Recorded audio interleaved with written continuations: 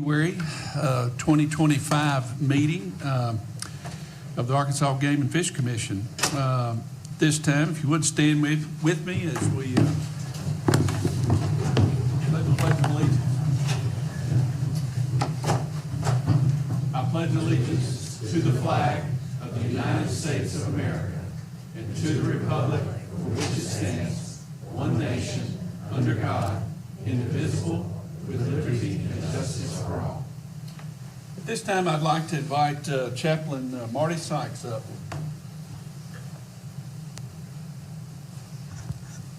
Good morning. Let's go to the Lord for a word of prayer. Father, we thank you for this beautiful day that you've given us today. We know that every day is a gift from you. We're not promised tomorrow, so let us make the most of each day that you give us. We thank you for who you are, the creator of everything that is good. We thank you for this beautiful state of ours that you've given us and all the natural resources that we have here. Father, we thank you most of all for your Son, Jesus, who makes a way of forgiveness for everyone who will accept him. Father, as we come before you today, we just thank you and praise you, Lord, for the opportunity to gather together. And I pray, Lord, your blessing on this meeting. I pray your blessing on those that are here that are making decisions. Father, we're in a time of turmoil in our country, in our nation, in this world, and so we pray for your guidance. We pray for your protection. We pray for your wisdom, and we pray for your blessings. Father, we pray for our military and for our first responders. We thank you for the game and fish officers that work tirelessly to protect our natural resources and the game and fish that we have in this state. We pray for their protection. We pray, Lord, your blessing on each of them and their families. We pray for each commissioner as they make decisions today and make presentations. Lord, give them wisdom as they move forward with the things that will make our state even better. And Father, we just thank you again for how you love us. And we pray that you're honored and glorified in all that we do and say. In the precious name of Jesus, amen. Amen.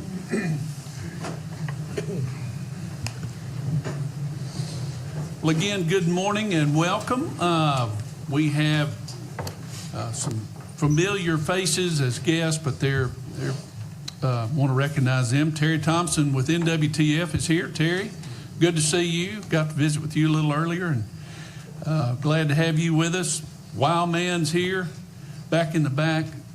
Mr. Wild Man, always good to see you with Arkansas Feeding the Hungry. And Tyler Oxner with Farm Bureau. Tyler, good to have you with us today as well. We had a busy day yesterday. Started out bright and early with a lot of good meetings and reports, and had a great night last night with Ducks Unlimited, so we've got a lot to cover this morning as well. With that, first matter today, let me get, if there are not any additions or deletions as presented, can I have a motion to approve our agenda? So moved. Got a motion from Commissioner Doremus. I need a second. A second. Second by Commissioner Tappan. All in favor, say aye. Aye. Aye. Any opposed? Well, this motion is approved. Next is approval of the official commission meeting notes from our November 21st, 2024 and the December 16th, 2024 meetings. Are there any additions or deletions to these notes? Not, can I have a motion to approve the notes? Motion from Commissioner Doremus, second from Commissioner Finley. All in favor say aye. Aye. Aye. Any opposed? Well, this motion is approved. Well, next up, Director Racy, I'm going to let you give us out some Arkansas Years of Service Awards. Thank you, Mr. Chairman. As many who come to this podium, it is the best honor of the job to be able to stand up here, look at a full house of AGFC employees who have worked tremendously hard and do across our state every day of the year, 24 hours a day, 365 days a year. We don't take any time off. And it's a tremendous honor to stand up here and do service awards today. So today we're going to recognize 190 years of AGFC service, and that's pretty impressive. And these are, again, our award winners from, or our recipients from 15 years up to 25 years. First up, we have Mike Wintroth, who is actively working and looks like he'll be coming down here in just a second. But you know Mike is our photographer. He's worked all over the state. You see his work in the AGFC hallways as all these beautiful photographs. You see his work in the Arkansas Wildlife Magazine. He's an award-winning professional. So Mike, also a 2015 Campbell Award winner. So please help me congratulate Mike Wintroth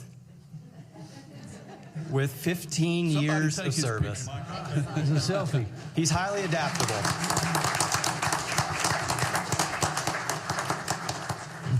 Make sure you get his good side.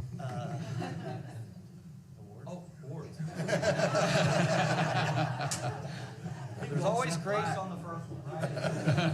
Thank you.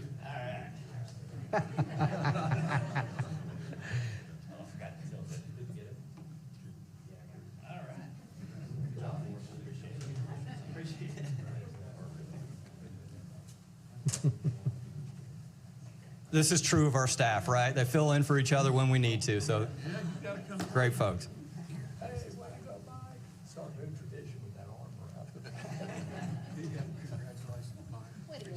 All right, is Cameron Tatum here yet? Did he slip in? Okay, we'll get to him in just a second.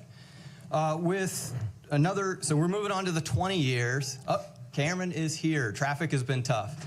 So with 20 years of service in Southwest Arkansas, we have Cameron Tatum. He's a wildlife biologist, works out of the southwest portion of the state, Bodark WMA, Springbank WMA, Sulphur River WMA. He also is a regional burn boss, so a really important position, works with the Wildlife Region 4 on doing prescribed fire, which is great. He's also had an impact on thousands of acres of property over his 20 years. And with 20 years of service, Cameron, come on up.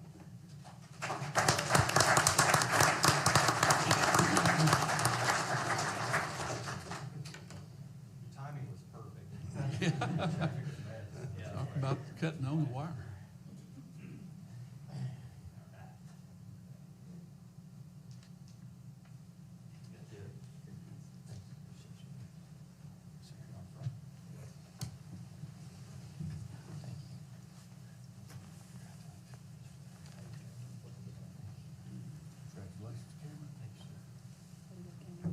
Next up with 20 years, we have Alex Gilbert. So I served alongside Alex for a long time in the Fisheries Division. He's worked out of our Lake Ouachita Jim Collins, net pen operation for a long time, has raised a lot of fish. In fact, what it says here is you have raised 1.5 million pounds of catchable fish over your career. Now think about how many pounds of fish that is that went into waters for folks to catch across the state. It's pretty impressive. Alex works hard. These are difficult jobs, but he always does a great job and goes all over our state stocking fish, helping the rest of our fish culture crew, and doing a great job for the state. So with 20 years of service, Alex Gilbert, Fisheries Division.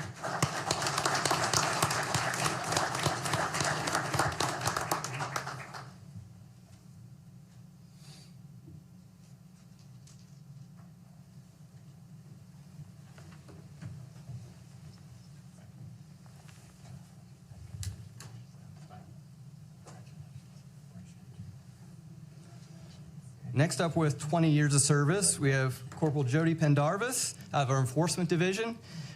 Jody began his career in none other than the Fisheries Division back in 2004 at the Jim Hinkle Spring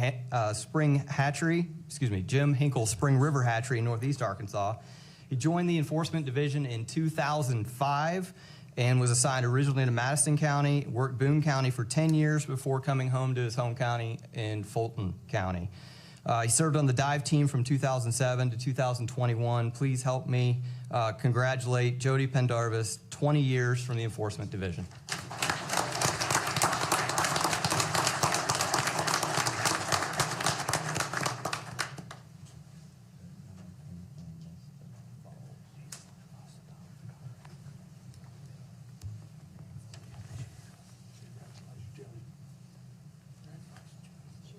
Also with 20 years of service from the Fisheries Division, Matthew Irvin, Stream Team Habitat Coordinator. Did I see Matthew? There he is. He's up front. Matthew, so Matthew's another one that started in another division. He started in wildlife division. He had 6 years in wildlife and then transferred to fisheries division for the last 14 years as a private stream team habitat coordinator. Excuse me, a stream team habitat coordinator in private lands. You received the Stream Team Habitat Coordinator Award 3 years ago. So that's a lot of work went into being able to do that. And as I've gotten to know Matthew, I know that one of his best attributes is that he loves interacting with landowners, building those sincere and real relationships that I know help us achieve conservation on the ground. So Matthew, come on up, 20 years of service in the Fisheries Division. Thank you.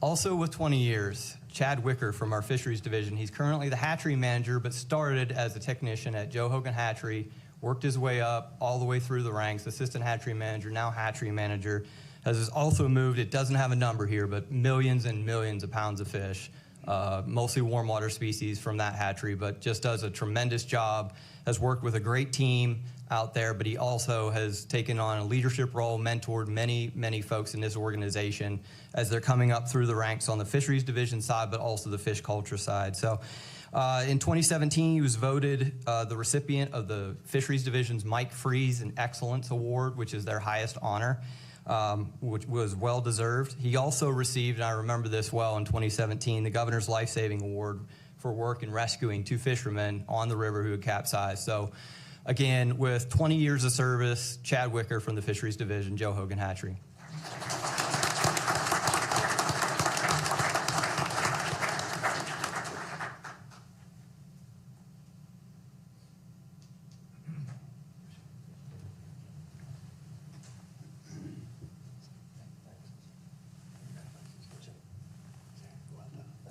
We're going to move on to the 25-year category. And first up is Research Division Chief Corey Gray. And Corey has had a number of roles in the agency before this one. He was a private lands biologist in Southeast Arkansas, the deer coordinator.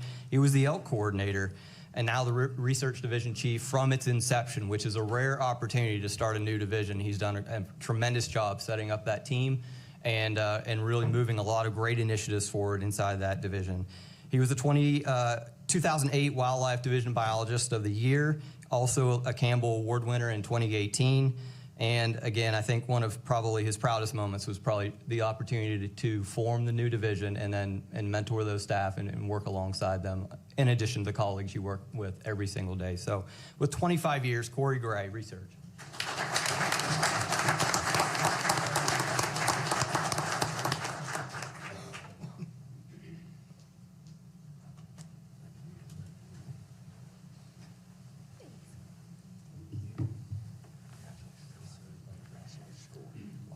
Next up with 25 years from our Fisheries Division is Jason Miller.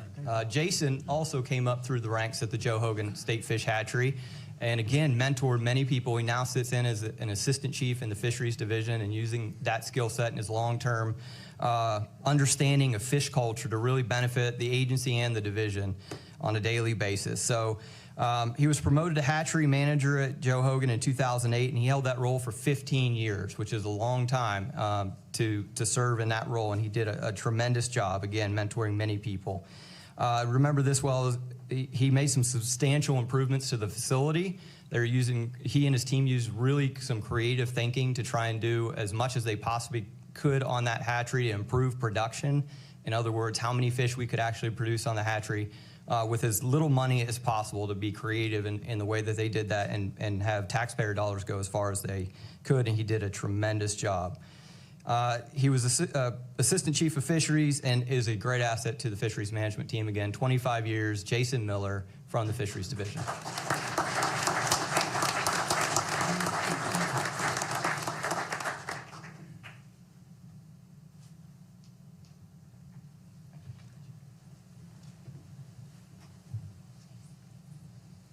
I could say this, when I came to the state in 1998, it would have been early 99, I think, is when I met Jason, who would have been one of the first Game and Fish employees I ever met when I came to the state. So I've known Jason a long time.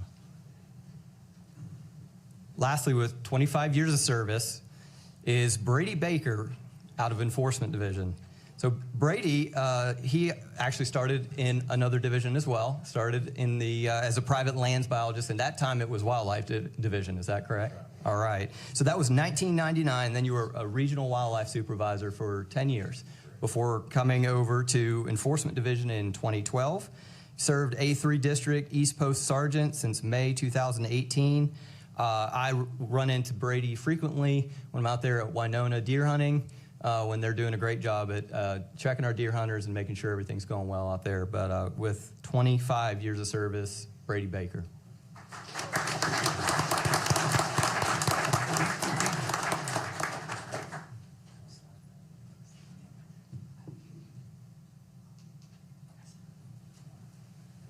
Again, one more time, can we have a round of applause for 190 years of service for all of these awards? So, thank you.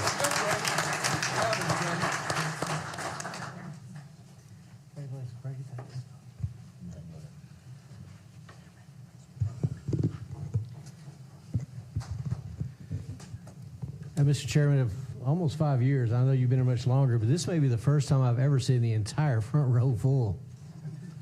I know. They are obviously not Baptist. No. Back. Wow. 190 plus years of service. That's just a testament to the dedication of this group of men and women here at the agency that they have for the mission here, for the commission, and I can't be more proud for the recipients today. And well, next, our federal aid team staff recognition, Emily Shoemate, we're going to give you the floor. Good morning. I wanted to take a moment to recognize the federal aid section and this agency as a whole for our most recent clean restoration and wildlife restoration and sport fish restoration audit. While I don't have a award to hand today, this is a monumentous achievement that deserves a moment of recognition. So the audit process was thorough. It lasted more than 8 months. It included fiscal years 22 and 23. It included site visits to headquarters, 3 regional offices, 4 access points, a range, a wildlife management area, interviews with more than 10 agency staff, and included every dollar of wildlife restoration, sports fish, hunter ed spent, and the use of all of our license revenues. So what does testing and what does all that mean? So what was tested? The controls and processes that were reviewed include actual costs incurred, grant claims and drawdowns, applications and negotiations of indirect cost rate, recognition and application of programmatic income, payroll allocations, license certification, use of real property and equipment, validation and application of in-kind contributions, classification and administration of subawards, process upon agreed upon objectives. So for the non-fiscally minded folks in the room, that is everything. There is not any work that could be done by any division that is not captured in that list of testing. It is an incredible stamp of approval that AGFC is keeping the accounting straight, but also delivering upon our agreed upon objectives with U.S. Fish and Wildlife Service. And we're doing so with full transparency and accountability, which is a great indication of this agency's values and integrity. So overall, the agency, this is something that we should be proud of. I got ahead of myself yesterday, and I mentioned that this wasn't possible if there were any weaknesses in the chain, but I really mean that. We could not have gotten a clean audit if not every person involved did not do their portion. Whether that's, we have dozens and dozens of program leads in the field who are responsible for creating these objectives, seeing them through to the end, following agency policy as they're procuring the resources that they need. It is the bookkeepers who know their division's budgets inside and out, making sure that every code on the invoices is correct. It goes from our agency leadership all the way down to our volunteers. Every person in this room that's an employee fills out a TSDAR that accounts for their time that's used in support of these audits. So this is recognition of not just federal aid, but the agency as a whole. And in case you think I'm being slightly dramatic, I did spend quite a bit of time looking through every audit last night. For the last 3 years, we are one of 3 state agencies that had a clean audit. So we set the standard in multiple ways. Not only, we set the standard in multiple ways. So this was audit finding, clean audit finding was confirmation of what we already knew. Recently, Katrina and Ben and our previous director were asked to be part of a new program partnering with a partner that brought a closer connection between U.S. Fish and Wildlife, the industry, and the agency.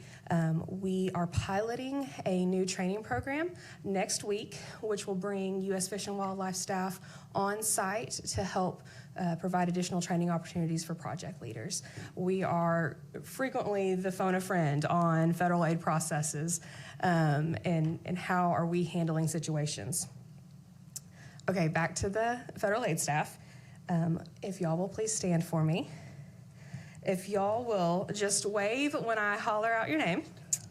So this team has over 101 years of combined state service. AGFC and the state are absolutely blessed to have them. So we'll start with Katrina.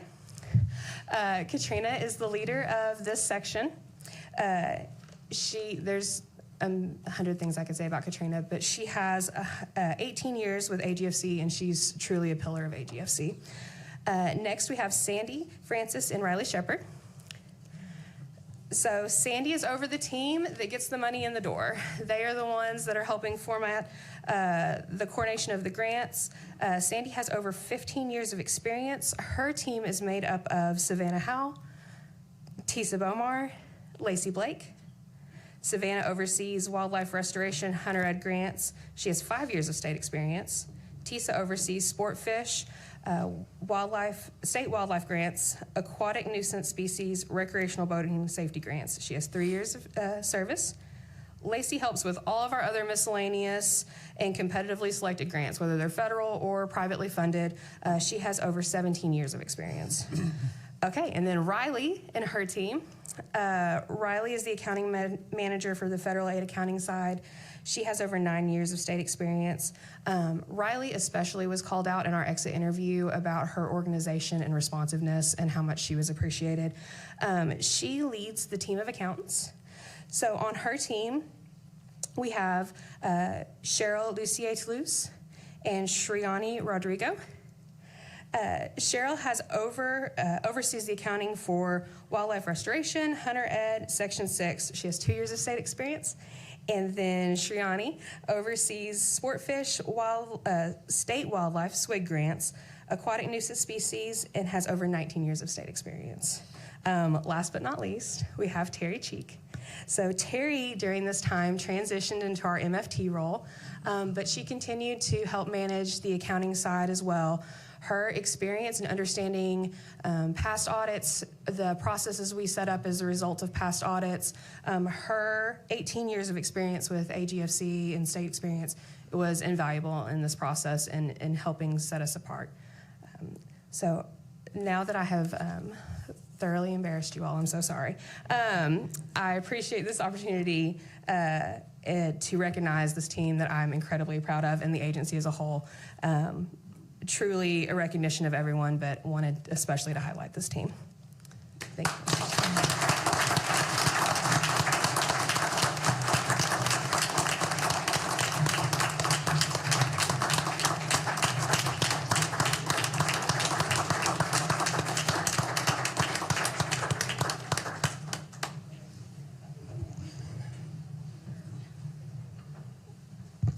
Well worth the applause for that kind of a clean bill of health, Emily, and it's a testament to your leadership as well, and we thank you for that.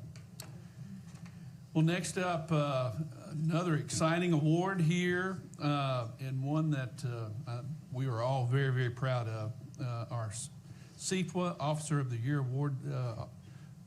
Steve Paul, come up and present this award. Good morning. Well, first off, those I haven't met, my name is Steve Paul. I'm the East Region Major for the Enforcement Division. I'd like to thank the Commission for taking a couple minutes today to recognize this outstanding accomplishment by one of our game wardens. I want to first tell you a little bit about the Southeastern Association, who its members are, and then I'll read you some accomplishments, a summary of a body of work from State Game Warden of the Year, Austin Powell. First off, the Southeastern Fish and Wildlife, Southeastern Association of Fish and Wildlife Agencies and organizations whose members or agencies are from states whose primary responsibility is the management and protection of fish and wildlife from each of those states. Member states include Alabama, Arkansas, Florida, Georgia, Kentucky, Louisiana, Mississippi, Missouri, North Carolina, Oklahoma, South Carolina, Tennessee, Texas, Virginia, and West Virginia. Each year, representatives from each of those 15 states meet and have a conference for the Southeastern Fish and Wildlife Agency annual conference. One of the many things that they do is recognize one game warden overall out of all those states as the CFWA Law Enforcement Officer of the Year.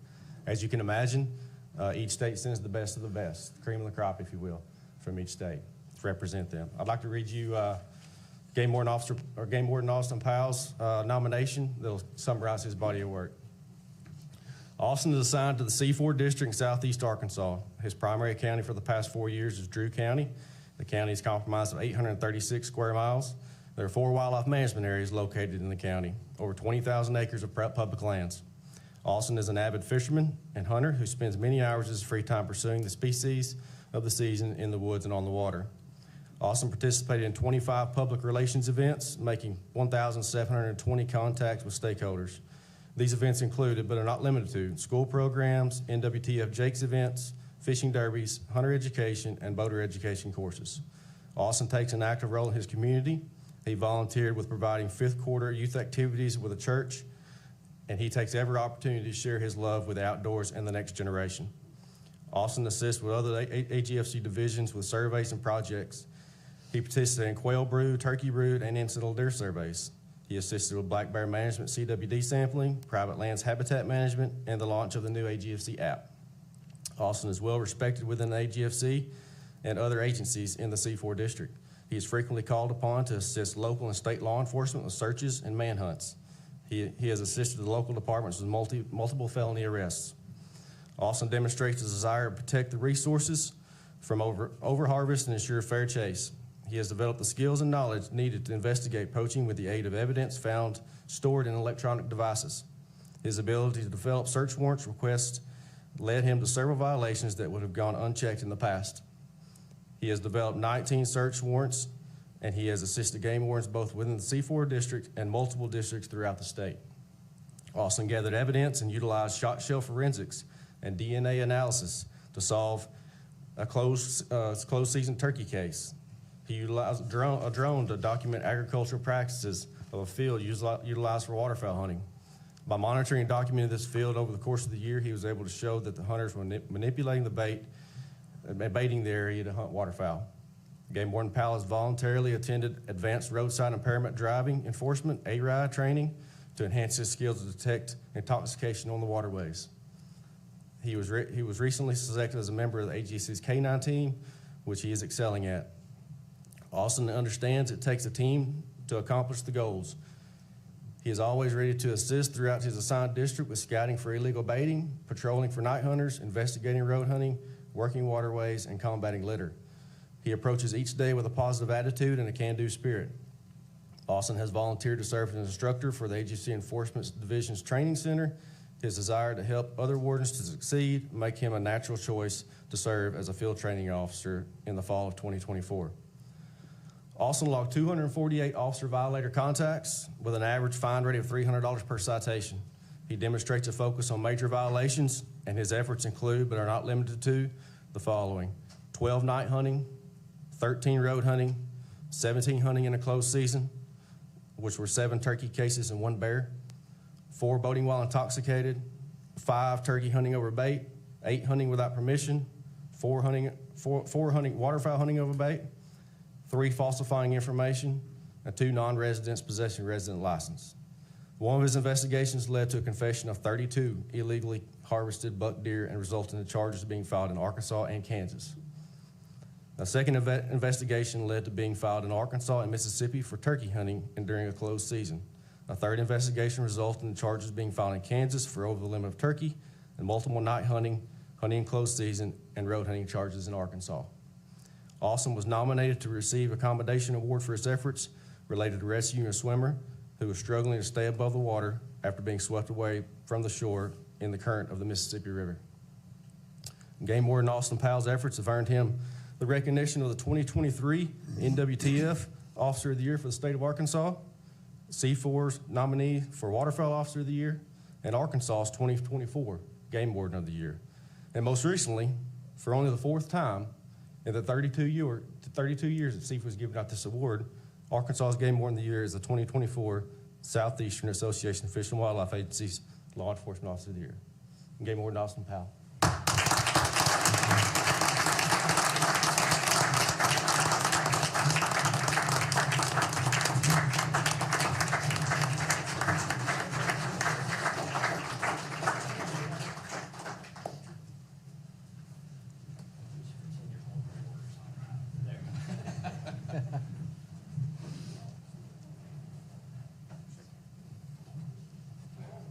Congratulations, Austin. That's awesome. Well done. You keep knocking out these awards. Congratulations, Austin. That's unbelievable. Well done, Austin. Congratulations.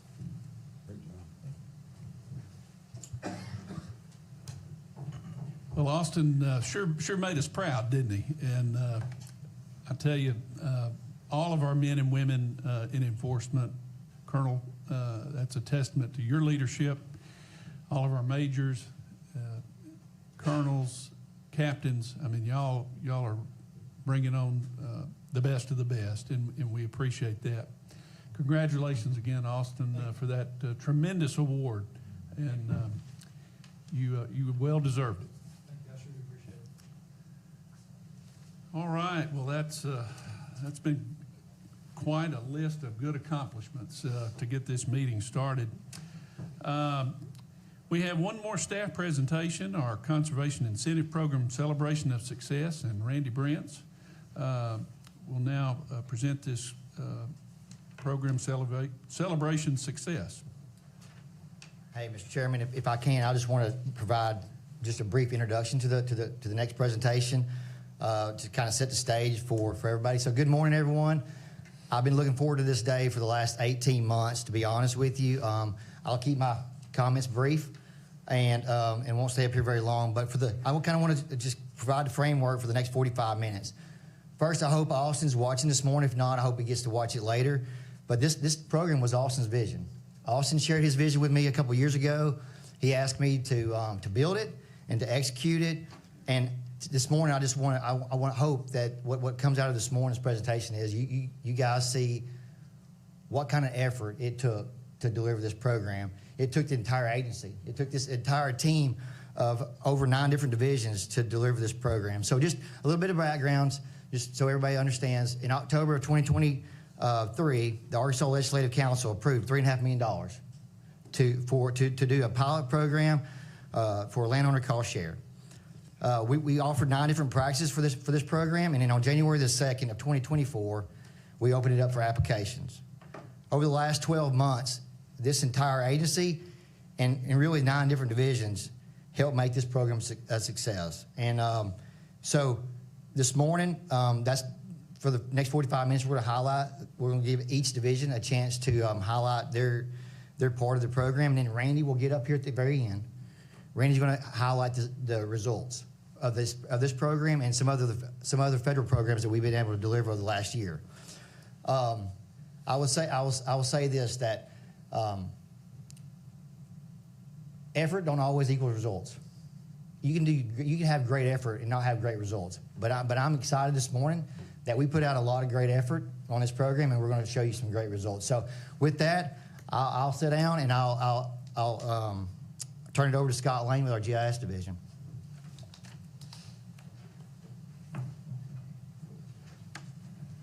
me I gotta go fast, so. Commissioners, Director, thank you for the opportunity from our team to be able to present to you our involvement in this program. All good stories usually have an opening line, you know, most times starts out once upon a time, and it is no different in the GIS world. Every story just about starts out with a line, "Can you?"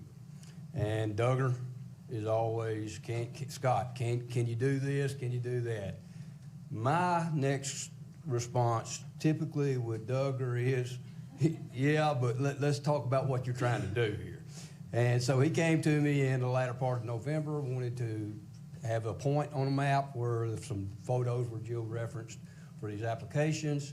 I said, let's sit down and talk about it. And one of the things that we agreed to was, hey, can we attempt this with some GIS products that we're familiar with? The rest of the story is, you know, we did not.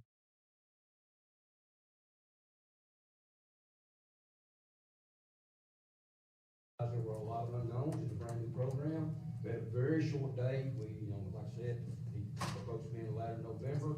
We had to roll it out in the first of January. It was going to require the use of some programs that we had never used before, some software we'd never used before, and we almost had no time to test those. We had less than 30 days. We knew that the process was going to require a fair amount of maintenance because we didn't have the total picture at the time, but I'm glad to say at this point we're at revisions and we're starting to look at what we can do to improve that. And the bottom line, it works. That's the good part. We use two major tools, ArcGIS Online and ArcGIS Hub. Some of the applications that we have there are Survey 123 was how we were able to allow applicants to apply. It allows them to attach the necessary documentation to it, and it also drops a location, if they do it correctly, where their property is. The beauty of that is that went straight into our database. So as soon as they filled it out, we had a dot on the map of where this application was taking place.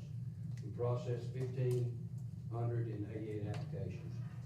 Michael Gilbert, would you stand up, please?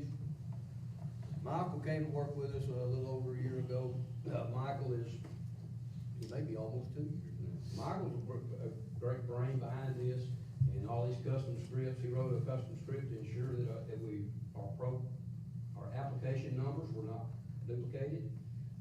He was able to write a program that emailed our applicant when their application was received, when it was approved, and if it happened to be a hog application, it attached a URL that when they downloaded the quick capture application, it automatically populated that number that makes no sense to nobody but those of us that know.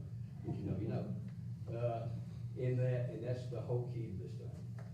We use quick capture. Quick capture was the first time we ever used it. Tracy calls this the Fisher-Price GIS tool. It's just a bunch of big buttons like you see a little kid playing with. You mash a button and it's pretty simple. That was the great part of it. The beauty of it is with that number, it linked that application. All right, link the application to the documentation. This was allowing us to take photo documentation of the practices. We had two of those applications, one for staff, one from landowners, that were very similar. It would have resulted in 2,513 submissions, and to date, there's, looked at it just the other day on hogs in particular, we have photo evidence of over 7,000 hogs and where they were killed. We use, ArcGIS Online has some other tools, primarily Web App Builder, dashboards, and story maps. We developed 5 of those applications so that our staff could use to edit applications, to edit reports. Many of you have seen a lot of presentations with the dashboards in it that they use to report what's going on. We had a website map for public access to private waters. The numbers you're looking at there on the bottom, the one on the left is the number of views on dashboards and web app builders. Those are primarily views from our staff, so about 3,000 uses on that. The numbers you're looking at on the right are just the views on the public website, our public access to private waters map on our public website. Those numbers are over a month old. Challenges, we knew that we needed to come up with a unique ID. And when you sit down and talk about a unique ID, everybody's got their own opinion. The bottom line is it just got to be unique. It doesn't really matter if it makes any sense, it's got to be unique. It allowed us to link our documentations with Quick Capture and the ability to pass that Mueller over to them where they could just click it and download it onto their application with that number automatically populated was great. That required the agency to spend $10,000 a year on Hub Premium. That allows us to do that, but it's not just limited to this application. We can use that in other applications. One of the great things was 30 days. Think about that. I've been here for a long time, and when I first came here, you would have never got that purchased in 30 days. It would have been more like 6 months if it ever happened. All right? Multiple parcels on one application. If you're a landowner, you may be trapping hogs on a whole different number of 40s. We needed a way to tie those all back together. The first time we'd ever developed a survey 123 that would allow you to drop multiple dots on it. We were able to do that. One of the things that we seen, we had to duplicate submissions, particularly on the hog app, because when you submit your application, there's a little bitty number in the top right. If that number's up there, your application hasn't been sent. If that number's not there, it has been sent. That's your only notification. But we were able to, because of the unique ID, because of Ryan's diligence on that, he would call me up and say, hey, Scott, I got a duplicate on number 7854321, and we need to go get rid of one of them. Got it done. First time attempts on a lot of things. Lessons that we learned, if we're gonna do math on some data field, it needs to be an integer. Not, and you need to talk about it and say, hey, look, are you ever gonna wanna add these numbers? Are you ever gonna multiply them? All the fields that are being collected, it's really nice if they're in the data set at that time. It helps us, instead of having to join tables like first payment, second payment, those type of things. What would really be great if we could get somebody on the Quick Capture app to say, hey, we got your stuff, you don't have to tell us about it, you can. All right? And then, of course, a longer planning process than 30 days would be great. We need time to test and adjust, and a time to meet with all the players that were involved in it. Again, thank you for your time.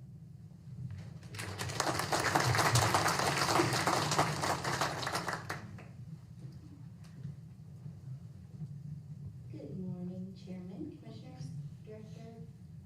We're going to talk about the outreach that we used once Scott's team got the application done. We obviously realized that we needed somewhere for these folks to go and for the application to live on the website. So the first step was that we created this beautiful landing page on our website that housed both the application and some beautiful videos for each practice, as well as an introductory video about the program. To promote the program upon launch, we used direct methods first to email those folks that already had a relationship with our agency to inform them of the opportunity, and we use paid media as our main vehicle to reach those folks that are uninitiated for awareness. We also secured some print ad placements in those publications that Arkansas landowners consume, such as Front Porch Magazine and AMP. Each included that QR code to our landing page and a little bit of imagery and copy that were specific to that landowner audience, a little bit of an emotional appeal. We also use social media to promote the program, and once the program launched, the results of that program, and our campaigns performed very well overall. They had over 590,000 impressions total within that very defined landowner audience, and a total of 27,648 clicks with an average click-through rate of almost 5%. And for reference, on an awareness campaign where you're trying to make folks just aware of something and not necessarily gaining a conversion, it typically has an average click-through rate of about 1 to 2%, so we thought that was very successful. We also did some print assets to help the private lands division sell this program to their landowners. The main part of that was this beautiful booklet, contained a section for each practice, included the fulfillment and monitoring requirements of the practice. It also included the landowner payment rate for each practice to really provide kind of a thorough landscape of each practice for that landowner if they had any questions. Of course, that also had a QR code to the landing page again for that ultimate goal of conversion. We also provided a one sheet that was just a little more succinct way to communicate about the program to folks who wanted just one asset to take. Again, with a QR code to watch the videos for more information, as well as a QR code for the application. Additional communications included our earned media, press releases. The March-April 24 issue of our Arkansas Wildlife Magazine featured an article on the program. Again, had a call to action to go to the landing page for more information. We also sent text between February and August to our landowner segments and also our other segments for awareness. And that was almost 75,000 landowners, not including our other awareness messages that we sent. At the end of the timeline for each practice, once they had applied, been accepted to the program, and had started to do the work on their property, we also collaborated with private lands to follow up with those landowners to make sure that they completed the practices as they were supposed to. And we used our CRM to do that and had very good results. It let us monitor the results and the payments and the people who actually followed up a lot easier and more in a detailed way. So our emails had a 99.5 open rate overall. Obviously, that's a very specific communication that the landowner was looking forward to, so we did expect for them to be open by a majority, but 99.5 was very good. And in fact, a majority of those follow-up messages for specific practices were opened by 100% of the recipients.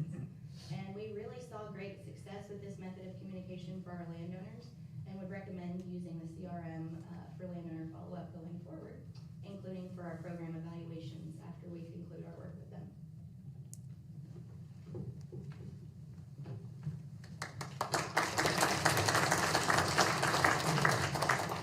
Good morning, everyone.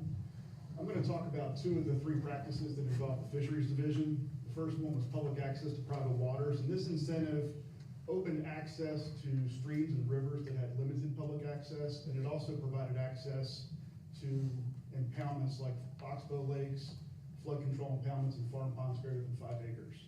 So this not only increased public fishing opportunities, but let the public, through a limited permit system, assist landowners with lake and reservoir management. The number of weekends and permits available for the water body was determined by the landowner and the fisheries biologist. And these sites allow walk-in or vehicle access to bodies of water where private landowners allowed the access. We provided trash pickup and signage, and we also, with the fisheries biologist in consultation with the landowner, set creel and length limits for these waters. Fishing was allowed on Saturdays and Sundays, with the draw occurring on the Monday prior, before the permits were issued. Landowners were paid $200 per weekend with a max of $10,000. So we had five waters enrolled in the program. Starting in northeast Arkansas, we had an oxbow lake that provided access to the Black River near the confluence with the Strawberry. Moving down towards, in White County, we had a 47-acre impoundment in Bald Knob. That was the Killingsworth Lake. Just in the town of Beebe, we had a 6-acre pond on Bull Creek Outdoors. And then one of the more popular sites was the Alum Fork of the Saline River in nearby Saline County. It opened up a half-mile of public access to a really popular smallmouth bass river. And then we had a pond near Murfreesboro. It's about 6 acres that was fairly popular as well. So participation varied widely for this program. The two most popular sites were the Alum Fork of the Saline River and the 47-acre pond in Bald Knob. And we had a lot of participation when weather was good and before hunting season. It kind of waned during the fall. We expect things to pick back up this spring.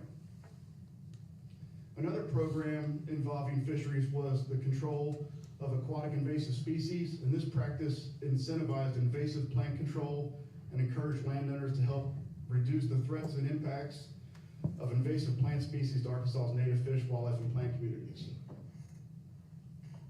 The integrated vegetation management is the management or removal of invasive or noxious herbaceous or woody plants as outlined in the approved management plan. Invasive species are listed in the Arkansas Invasive Species Management Plan. This practice intended to restore the desired plant community consistent with the ecological site. Herbicides were used according to the product label. and align with an improved management plan. The maximum rate was $10,000 and said with a 75% reimbursement for actual herbicide and application costs to the landowner, and a minimum for the aquatics with 1 acre site. We had 7 applicants with 3 approved projects. Two of the applicants did not respond, 2 had native species, and 3 projects were approved.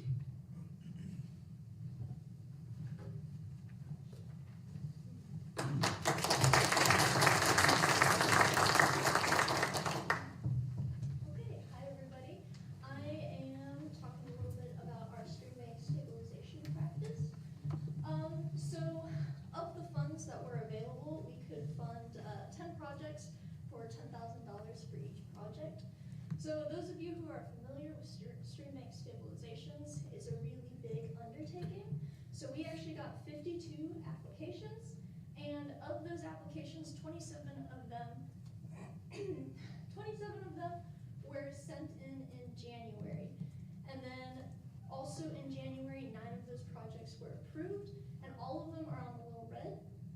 And some more information was needed for one of our White River projects, and then that was approved in February. So 2 more of our projects were approved later on in May. So those projects were on Clifty Creek and on the Caddo River. And then also later on, 1 more was approved in October on the South Fork of the Caddo. So in total, we were actually able to complete 11 projects. So 7 on the Little Red, 1 on the White, and 3 in our conservation opportunity areas. This is really great news. So you might be thinking, well, you got all those applications, what happened to everybody else? So for some of the applications, not a whole lot of information was included on those. So without our needed information, there's not a whole lot to go off of on there. And then 10 were not located in our conservation opportunity areas or our non-point source priority watersheds. And those are just things that are very much required to be considered for our CIP. So one of our applications was also a duplicate, and then one application, the person applying had already finished their project and they were applying for reimbursements, and that's not how that works. So they were passed up. 19 of our applicants were actually given contact information for our stream habitat coordinators. So we were able to offer them a lot of advice and follow-up and more information on the assistance programs we have. So of our applicants, 34 we're still working with. So those are positive interactions. So the involvement on our part was very, very intense, especially for our stream habitat supervisor. So he actually assisted with the establishment of the practice requirements and the development of all those documents from those landowner contacts. He went out and did those site visits to either approve or deny projects, depending on what was needed in that area. And he also did a lot of work in Juro with those contracts and collecting deeds and helping with contractors working on those project plans. He also developed and processed all those invoices with those direct deposit forms and all of the disclosures.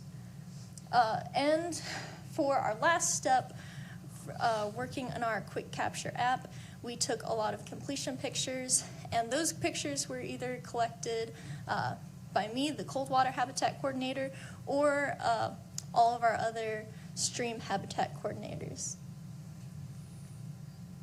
So I'll pass it off now.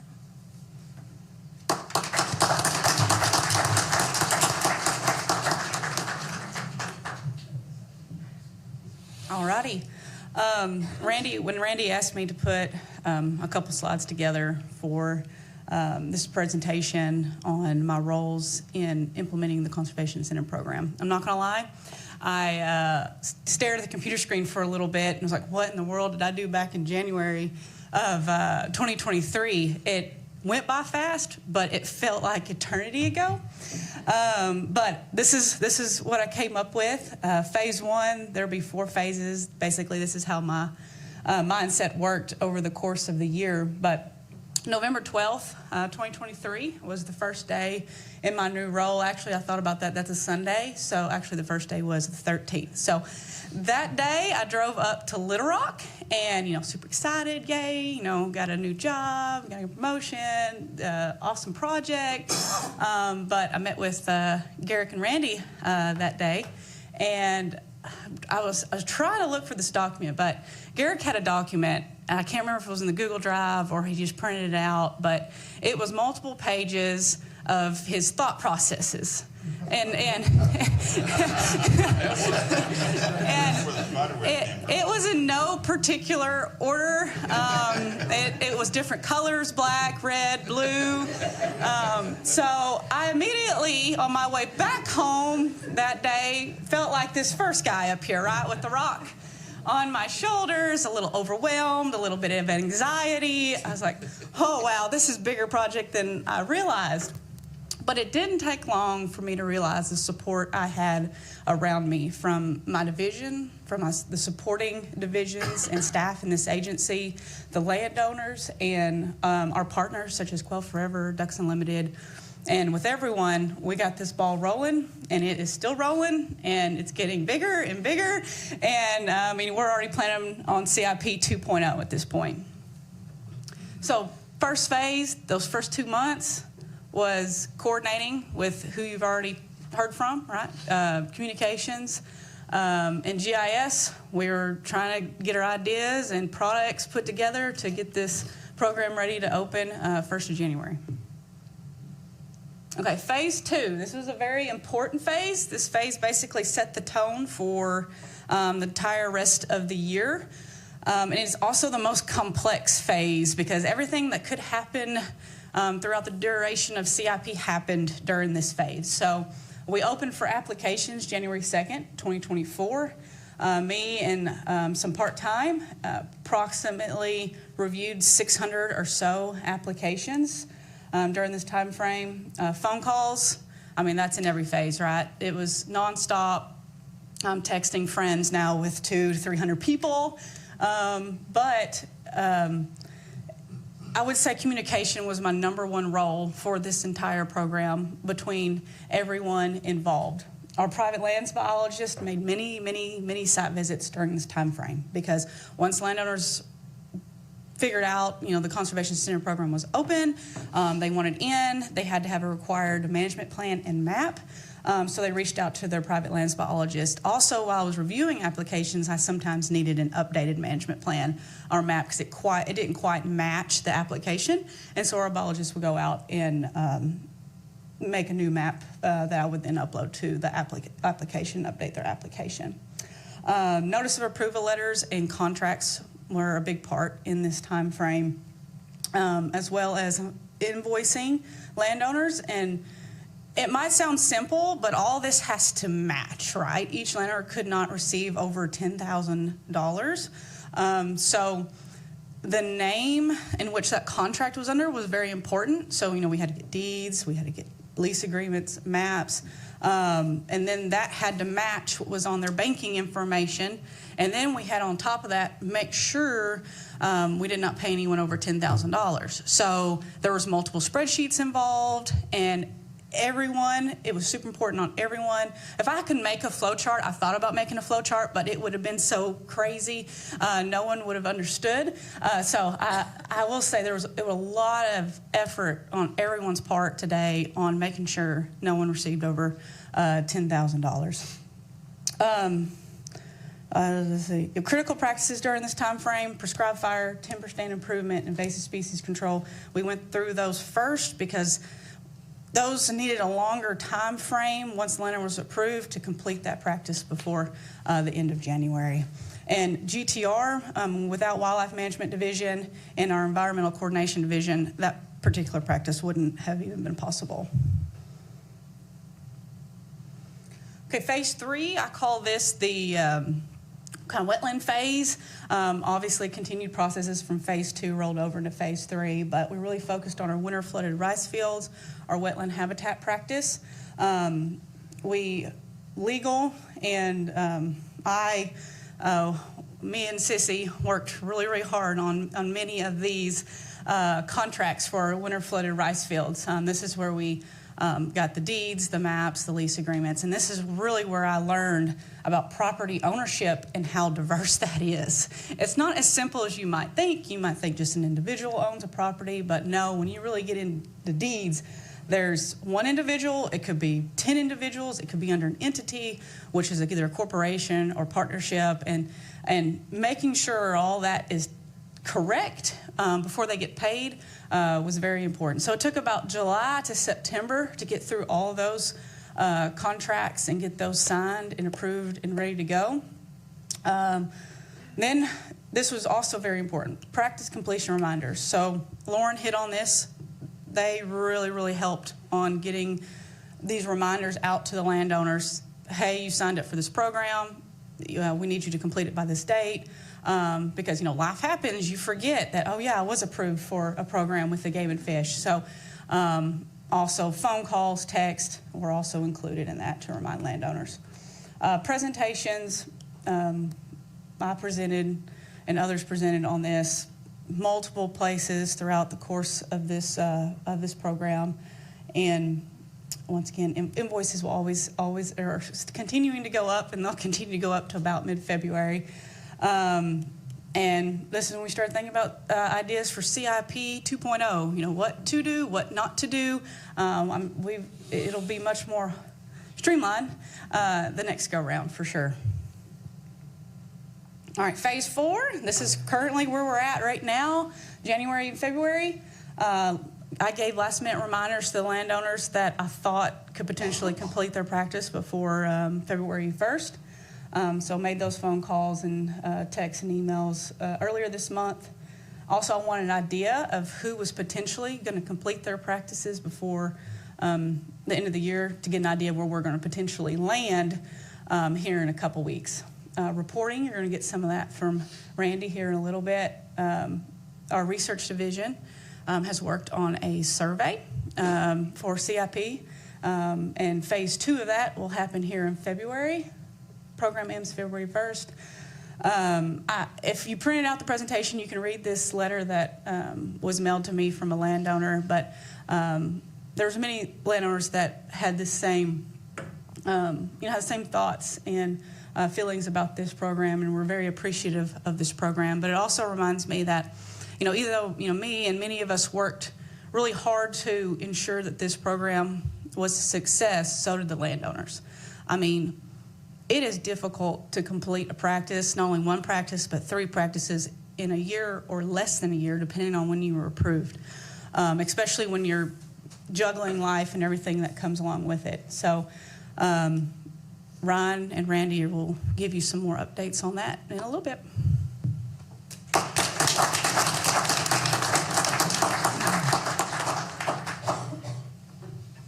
Good morning, everybody, commissioners, director. Appreciate y'all's time and letting me come and speak about my role in the CIP program. So when you talk about feral hog trapping on private property, you've really got 2 flavors of landowners. Those that want to do trapping practices but just simply don't have the time, and those that want to and just don't have the funds. And those that don't have the time, that's when they can reach out to somebody like USDA APHIS and get the help, and that's why they're there. That's their role.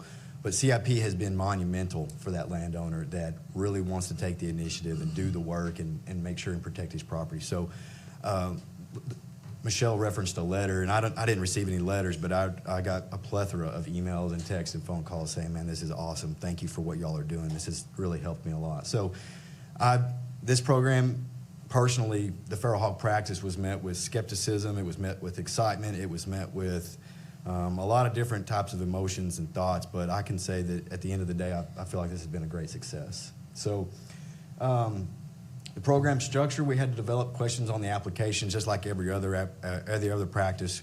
We needed to know who that landowner was, what kind of problems they were dealing with, how many acres that person owned. And so we started just with simply developing the questions on that application specific to feral hog trapping. We created a trapping best practice video, which was very important because it's easy to set a hog trap up. The manufacturers design these things so that anybody can go out on their own and set it up. It's a lot harder to efficiently trap a whole sounder of pigs. And so I want to give a huge thank you to Becky McPeak and the University of Arkansas's film division for working with me to create this video, which everybody had to watch and then take a quiz afterwards to make sure that they could demonstrate some knowledge around how to efficiently trap feral hogs. So that was big. And then I also coordinated with the trap manufacturers because we wanted everybody to be on the same page. This go around in CIP, we worked with trap manufacturers that Game and Fish has historically worked with. We wanted people to be purchasing and using traps in the field that we thought were going to be efficient at whole sounder trapping. There's a lot of trap manufacturers out there. That doesn't mean there's a lot of good trap manufacturers out there. So we worked with trap manufacturers that we knew produced a product that we were going to be proud to put our name behind. So had to coordinate with all those guys, make sure that they had the correct information. And then we also coordinated a lot with the GIS division, and specifically on Quick Capture. We wanted to develop the questions that the landowner had to answer every time they captured a sounder of pigs, and we also wanted to make sure that all that information looked correct on our dashboard so that we could easily and accurately summarize all that information for you all and whoever might be interested in it. So that was setting the practice up, keeping the program going. We worked with a lot of applicants, 226 approximately, how many people actually purchased a hog trap. 331 at the time I made this application. I think we're pushing closer to 400 total people that applied for this practice. So there was a lot more people that we could have worked with to get a trap there out in their field. I provided technical assistance with trap selection and trapping practices. I can't number the number of emails that I got people asking me, well, I've got this property with these situations, this circumstance, and what kind of trap do you think would be best? And so a lot of phone calls, a lot of text messages, a lot of emails with people helping them pick the right system for their property. Verified all of the documentation for their reimbursements. 446 reimbursements processed because we had a two-payment system. This was very important, and I don't think that you can have this specific practice without a two-payment system because you get people the trap, but you got to make sure that they are using the trap. And if they don't get paid their full payment until they submit that first removal, then I don't know how you could keep most people honest. So it's a lot more work, but I think it's necessary to have a two-payment system for this practice. And then as requirements changed for the payments and people sending in their information, you just had to be adaptable. You just had to be, you had to be able to think critically and work around the problems. And so the next thing is I provided monthly updates to the applicants and our administration. This is not something that was specifically requested of me when we started this, but people want to know how things are going. You know, they want updates. They want to know how many pigs we're moving across the state. And so every month, everybody that had a trap and all of our administrators, I would provide an update. I'd say, this is how we're doing. This is how many we removed this month. This is how many we removed over the course of the year. This is what's coming up, whether it be presentations or a survey or whatever it may be. And I think everybody really appreciated that. We also awarded people that trapped the most pigs in a single trap event. We recognized that individual, and then the individual that trapped the most pigs for each month, we recognized that one. That person as well. And that person actually got a Visa gift card with a dollar amount on it. So everybody really appreciated that as well. As applicants record the trap events, I process their payments. I kind of hit on that already. But I also collaborated with Michelle, Ava, and Jessica to create a survey for all the feral hog applicants. I think this is going to be very important for us post-CIP or post-CIP 1.0 to really assess how we did.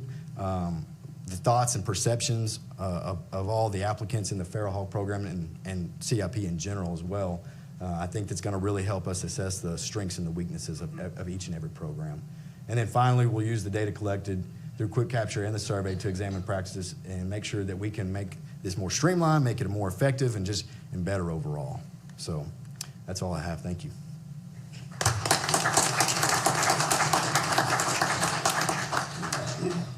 Good morning, Commissioners. Interim Director Racy. Appreciate the opportunity to come here and talk about the legal division's role in the CIP process. And so briefly, what we did was we worked with Private Lands to develop the contract language for these agreements. We had 4 templates that we developed working with Michelle Furr and others. We reviewed and edited and approved the contracts that were put onto those templates, and for a handful, we assisted in terminating those contracts when the landowner either backed out or was unable to meet the obligations of the agreement. And I want to give a shout out to our contract coordinator, Sissy Phillips. All of this started and ended with her in legal, somewhere in between there. Some lawyers did some work, but Sissy did so much. Can you stand up, Sissy?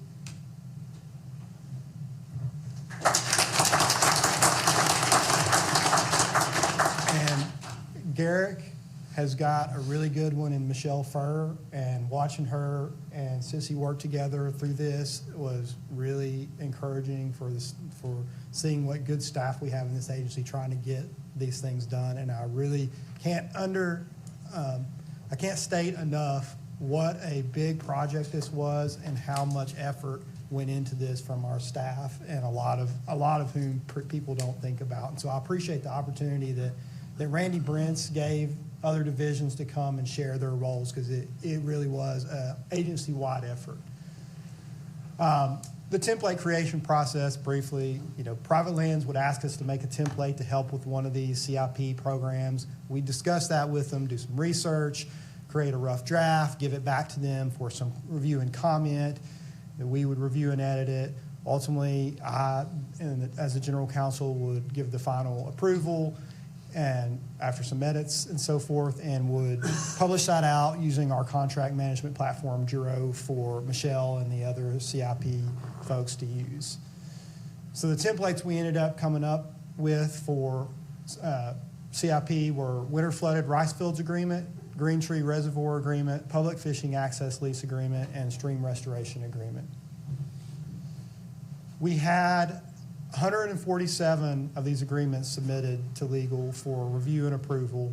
139 of those ended up getting executed. 8 were withdrawn for various reasons. Landowner changed their mind, so forth.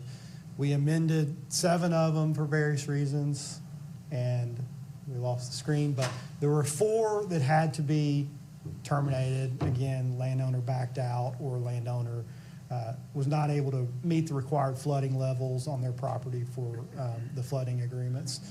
And so this program has been really, really successful, and I'm really happy for CIP and all the people that helped make this happen. Thank you.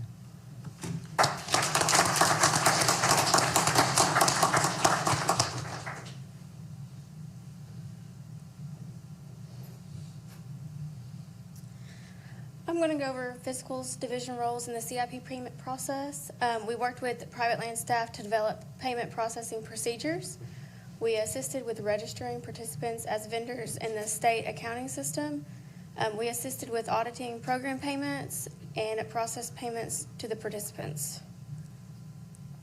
The CIP payment process went as first we helped register the participants as state vendors. Private land staff then verified that the program criteria was met. They then uploaded the invoices into the correct CIP share folder. We then reviewed the payment requests and verified the vendor status. Then we had our own internal CIP tracking sheet just to kind of help double check that no one exceeded that $10,000 mark. We then processed the payment. We helped register 440 vendors. We paid out so far 641 invoices for a total amount of $2,703,200.45.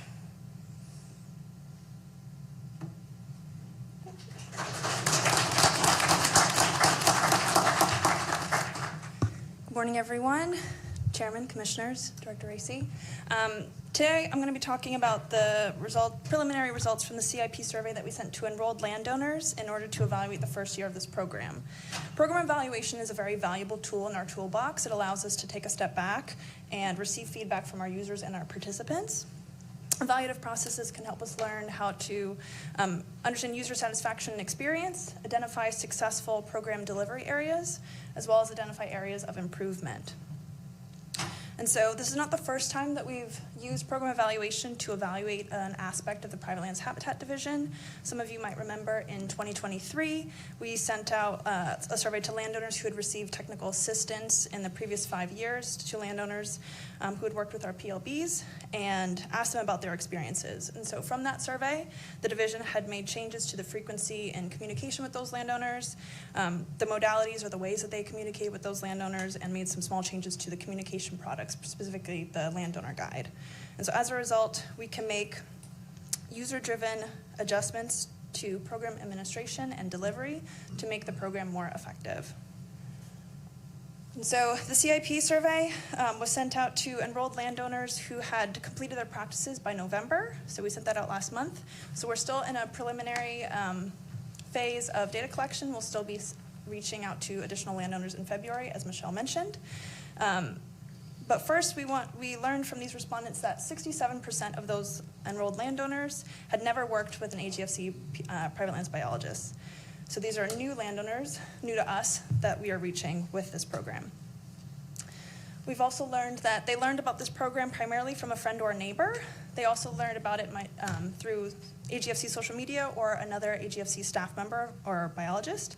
That's not to say that they could have not learned about it from a private lands biologist, but it does mean that they're primarily utilizing their existing social networks.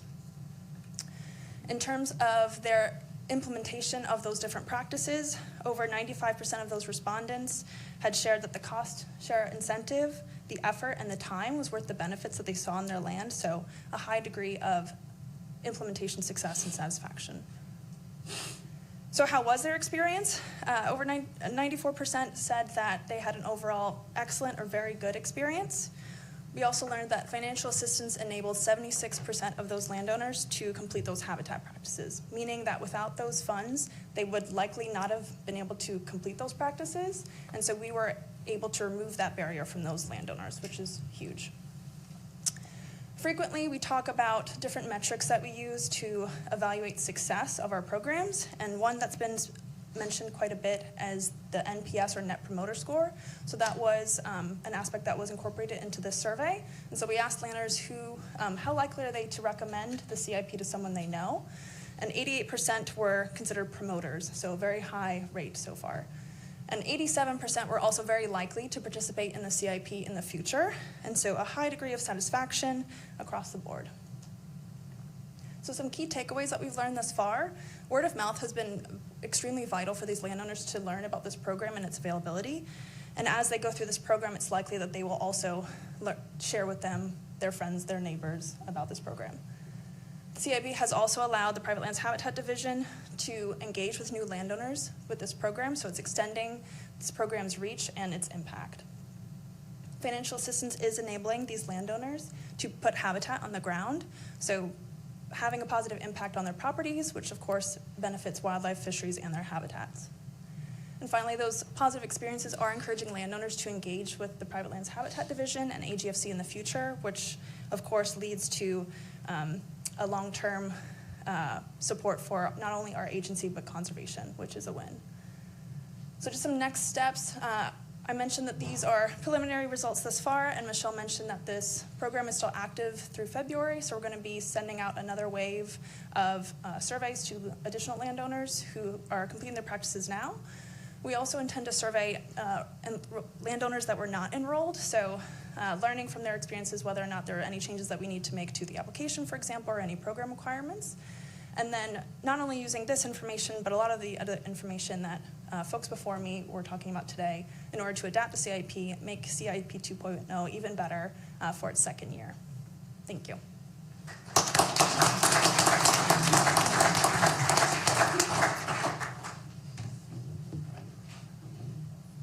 I was sitting out there a while ago and I made a note. Garrick and I tell our staff all the time that communication is key.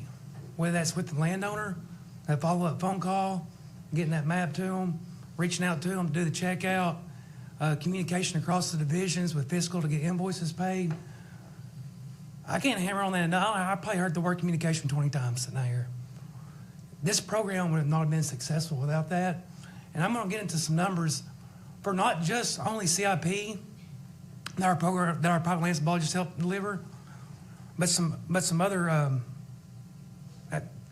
going to get into a number for a lot of those programs, but I want to hit on before I get into that.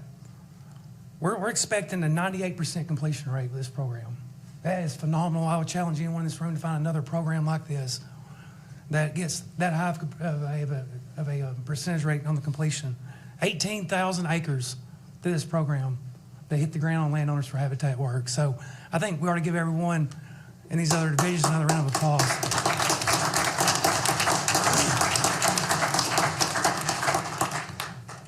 All right, so as mentioned, this was a long presentation this morning. I think that highlights that this is a marathon, it's not a sprint. Anything we do like this, these programs, they take a lot of site visits, a lot of follow-up, a lot of communication with landowners. But not only do we deliver the Conservation Incentive Program through our state, through our division this year, we have other programs we deliver with landowners. We do those site visits. They may not fit the Conservation Incentive Program. They may fit another program that we have available. They could be a federal program like NRCS, through EQIP or RCPP. So those are site visits we do with our partners with Quail Forever and other partners to get habitat practices on the ground. We actually had, at one point, we almost forgot we had 2 state programs running last year as we were finishing up our Acres for Wildlife program when we launched the Conservation Center program. We had the WRISE program where we was putting water on landowners, which you heard an update from David Graves on that. And then we had the landowners that actually complete work without any kind of financial incentive, right? So Oliver talked about reaching back out. What about the ones that don't make it into a program? We've never really known how many of those followed our private land biologist recommendations and got that work done without that incentive. So looking at some of the results, I've got it broke down by federal programs, state programs, and landowner. And landowner report is what got completed without those financial incentives. And I'm not going to dive deep into these numbers right now. I do want to highlight a couple things. Our private lands biologists did 1,142 site visits with landowners last year in the calendar year. I looked it up this morning. We have a tracking system. So that's 1,142 times they stepped foot on a landowner's property. This is what resulted out of that. These programs have different reporting periods, but these are habitat acres we know that hit the ground in this last calendar year or are fixing to be completed before February the 1st. Just a couple of highlights. You can really see what landowners want if you look across the programs. A lot of waterfowl work going on. That could be moist soil manipulation, wetland work, putting water on rise. And then there's a lot of people that love doing prescribed fire and forest management treatments. You can see that in the state and federal program. But kind of took me back when we did the landowner survey. Y'all helped us with the landowner survey. Some landowners we visited and asked them, what did you do outside those programs? When I looked at the numbers, I saw 19,724 acres of forest treatments. That's landowners that are thinning, doing chemical injection in forest stands, mulching, cut drop. When it boils down to it, that's sunlight hitting the ground on 19,724 acres. And that's going to do, that could be red oak regeneration and bottomland forest, or that could be quail and turkey brood rear and habitat in your upland sides. And when it boils down to it, I think, and I just said it, long-term support for conservation. We have a goal that our agency wants to do, and we do lots of great work on public land. Those are demonstration areas. They provide what it should look like when it gets done. But we put nearly 98,000 acres of habitat work on private land this last year, $7 million. That's practices we know actually hit the ground. We had a lot of people that didn't respond to the surveys.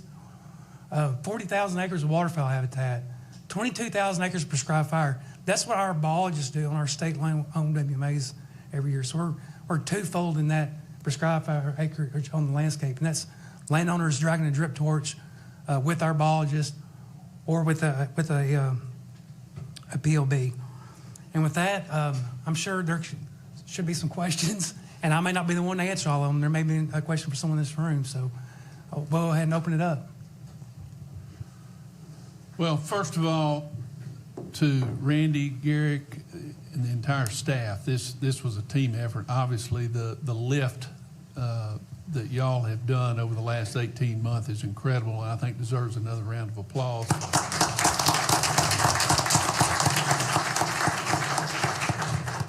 And a great way of updating us really on I think we all gathered good information on how this CIP program really works. As y'all know, we're going into another legislative session right now, and we're hoping that we get funded even more. And this kind of data is great to present to folks that we're going to be meeting with and engaging with to secure this funding, not only for this year, but for years to come.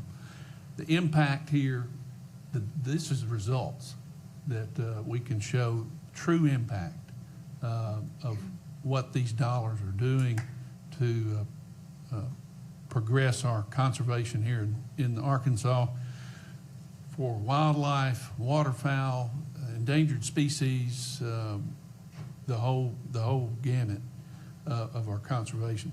I open the floor up, commissioners. I'm not sure you got questions. I have one comment. Of course, throughout the years, we've seen last year bits and pieces of this, but when you see it all together as one big program laid out today, my hat's off to you. It is a massive program, and y'all have done a fantastic job, so kudos.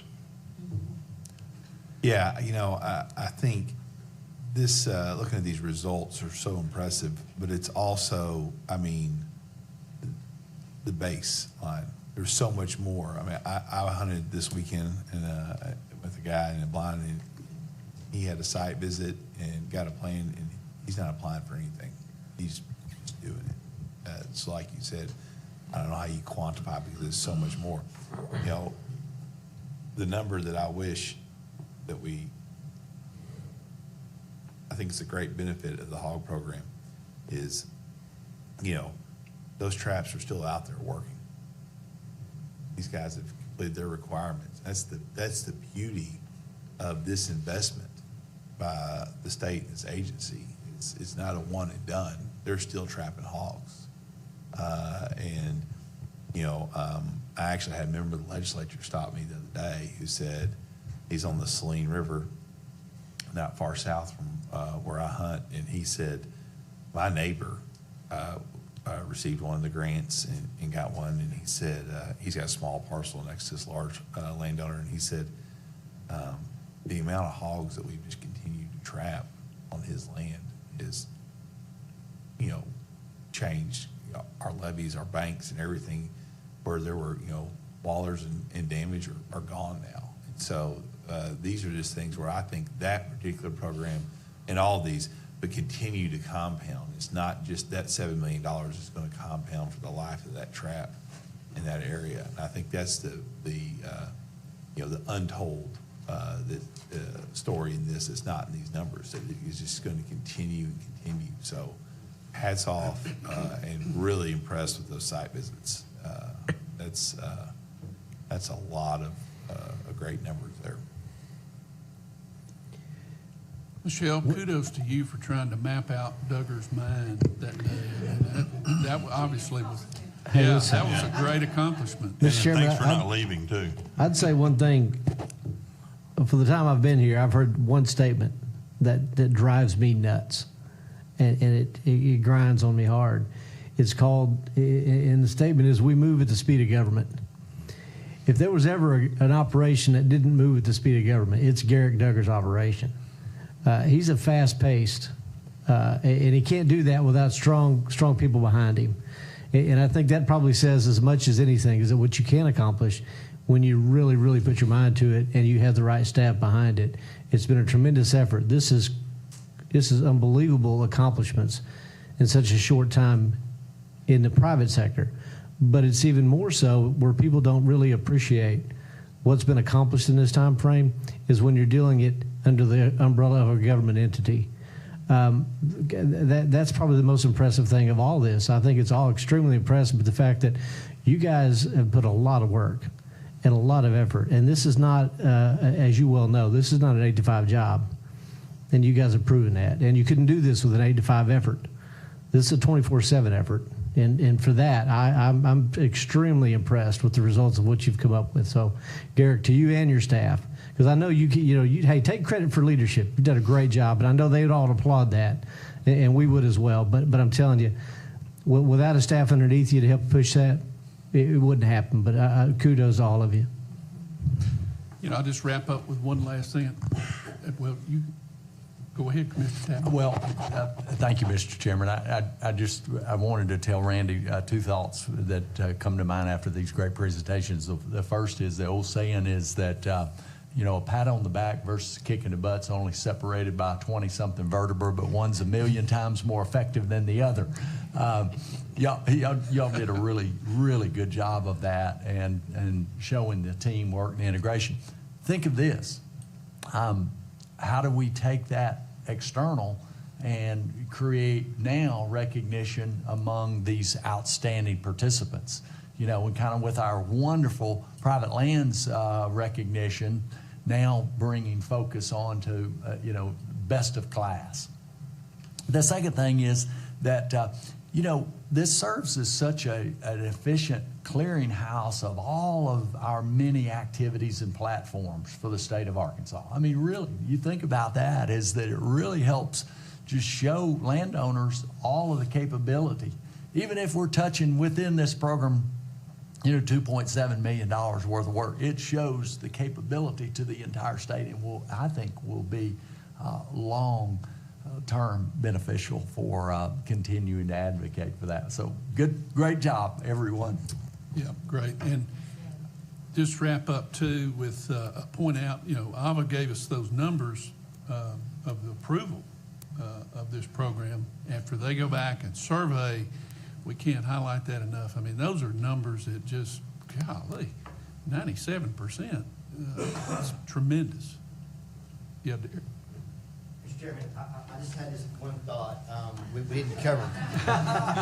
We didn't cover in the presentation this morning we've got numbers for this, but the true impact, the true reach of this program statewide is this: we had 74. I mean, there was an application. Somebody applied for this program. 74 out of the 75 counties in Arkansas. 67 out of the 75 counties actually got an approved application for this program. So, truly a statewide program, truly a statewide reach for the entire state for this program. So I just wanted to make sure we got some stuff that we'll provide at a later date that's got some of those numbers. But I just wanted to make sure that we recognize the outreach and how well it was received across the state. Okay. Well spread. Thank y'all. Great job.